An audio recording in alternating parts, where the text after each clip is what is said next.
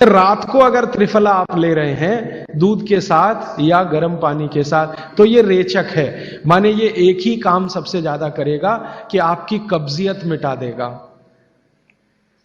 कितनी भी पुरानी कब्जियत है मिटा देगा, 40 साल पुरानी भी मिटा देगा।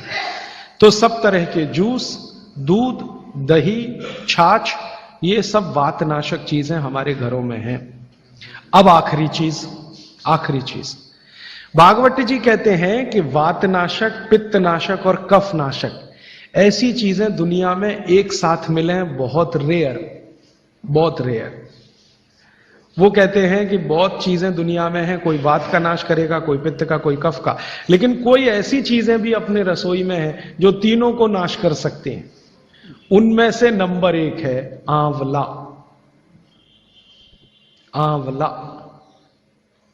फिर दूसरा है हरडे और तीसरा है बहेड़ा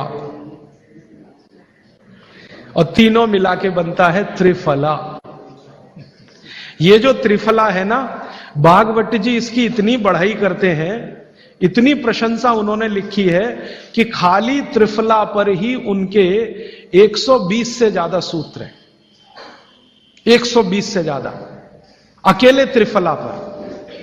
त्रिफला को इसके साथ खाओ, त्रिफला को उसके साथ खाओ, त्रिफला को ऐसे खाओ, त्रिफला को 120 से ज्यादा सूत्र है अकेले त्रिफला पर। और वो ये कहते हैं कि ये जो त्रिफला है इसमें सबसे अच्छा फल आंवला, फिर बहेड़ा, फिर हरडे, ये सबसे दुनिया में अद्भुत चीज है। लेकिन इसकी मात्रा के बारे में उन्होंने जो कहा है वो ध्यान रखिए।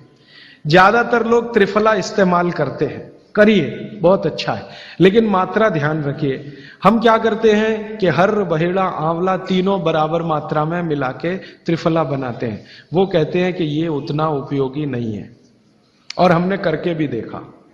वो कहते हैं कि त्रिफला सबसे अच्छा होता है 1, 2, 3 के अनुपात में।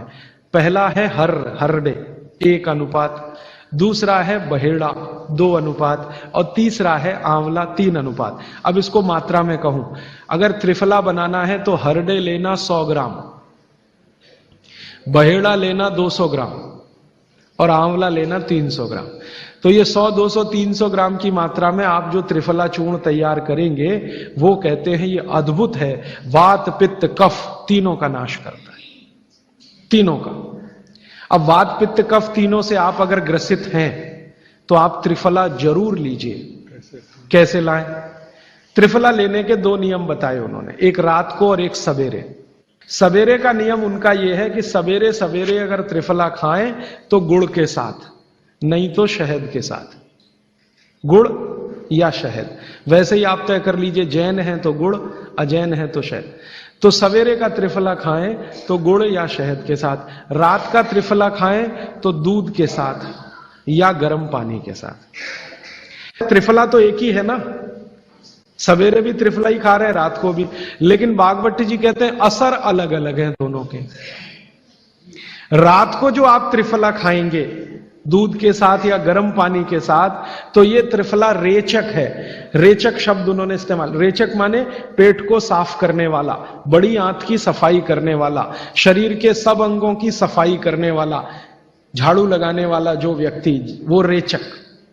तो कहते हैं रात को अगर त्रिफला आप ले रहे हैं दूध के साथ या गर्म पानी के साथ तो ये रेचक है, माने ये एक ही काम सबसे ज्यादा करेगा कि आपकी कब्जियत मिटा देगा। कितनी भी पुरानी कब्जियत है मिटा देगा, 40 साल पुरानी भी मिटा देगा रात को। और जो दिन को त्रिफला खाया सवेरे गुड़ के साथ, तो वो कहते हैं ये पोषक है।